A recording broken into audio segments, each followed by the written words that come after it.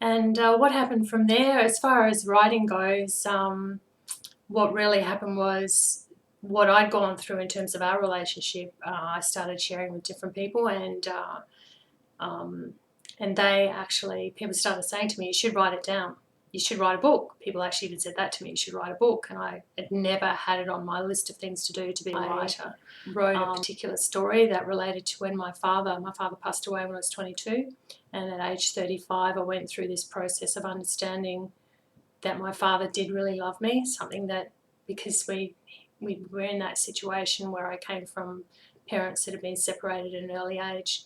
There are a lot of issues in there that I had to deal with, and I've worked around different areas, like I've worked in offices, family law, I've worked across the board in so many different companies, but particularly in family law, it's really evident there, and I related to a lot of what people went through.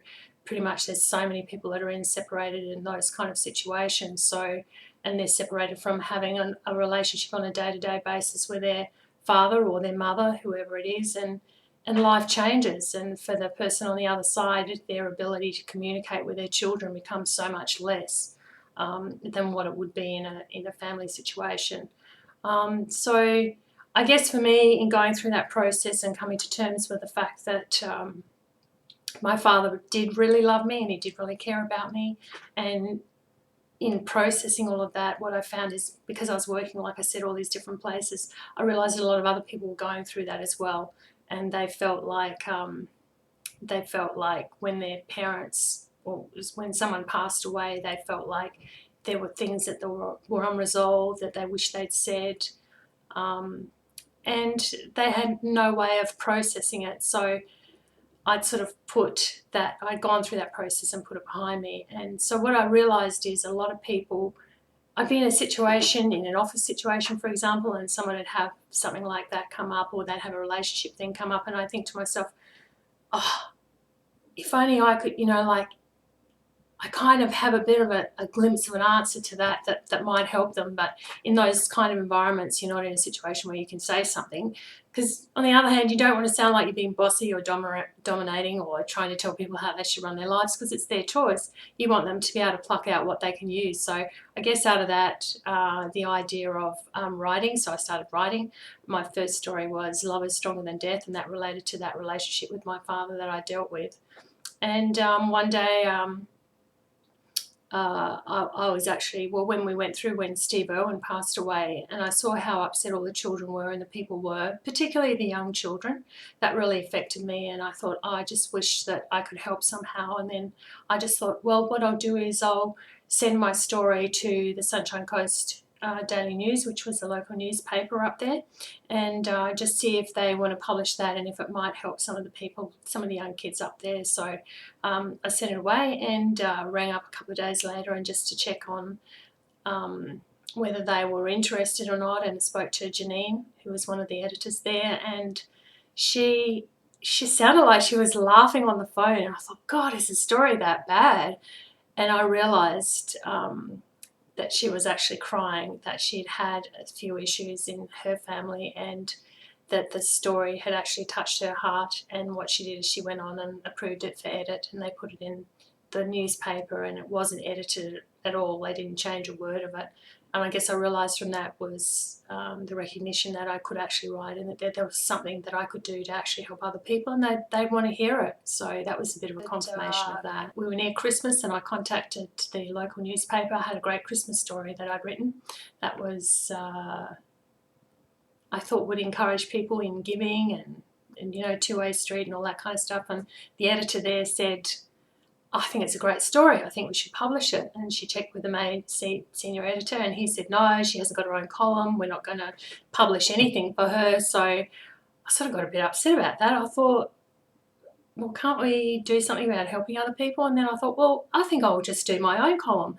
So that's where the idea of having my own website was born. And then what happened was I started to write stories, set some goals for myself as to how many stories I would write. And I didn't always necessarily succeed in that, but what happened was, along the way, Graham came in one day and said, oh, I'd like to take photos. And so the first photos that he took were absolutely amazing, and it just so happened that every time I wrote a new story, he'd walk in the door literally with the photo that would go with it. Even there was even one story that I wrote and it had in there about a dragonfly, and I didn't actually say to him, oh, by the way, could you get a photo of a dragonfly? And believe it or not, he came home that day and he came home with that, and that was typical of what would happen.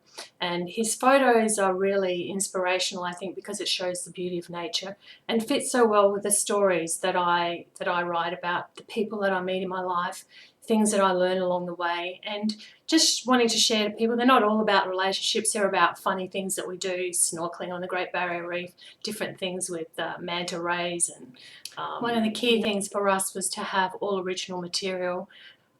So it was great that Graham was taking the photos and that they matched the stories.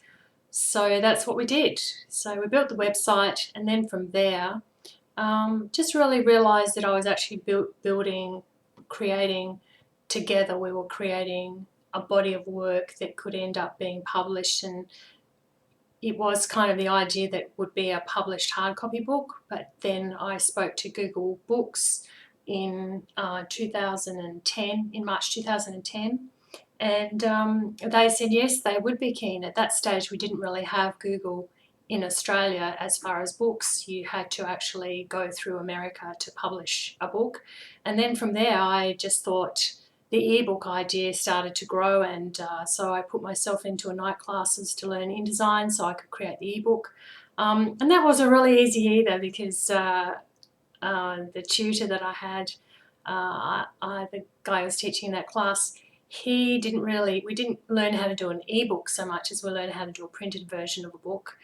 And then when I changed and thought, well, I need to do an ebook style published from that platform, I actually got him in for a day, and he pretty much ran away, because I had written down like a formula. I'd written down like a draft of what I wanted it to look like, a bit of a template of how I wanted it set out. And I wanted page breaks in between the stories. I wanted the layout of the photos to be a certain way. And a lot of those things were technical issues, which I had to actually learn myself. They weren't something that you could teach. Couldn't really get it from online help or anything like that, so I had to actually crack that one myself, and I worked really hard at doing that, and just kept being persistent. That's a great key in anything that you do in life, but definitely if you're going to self-publish.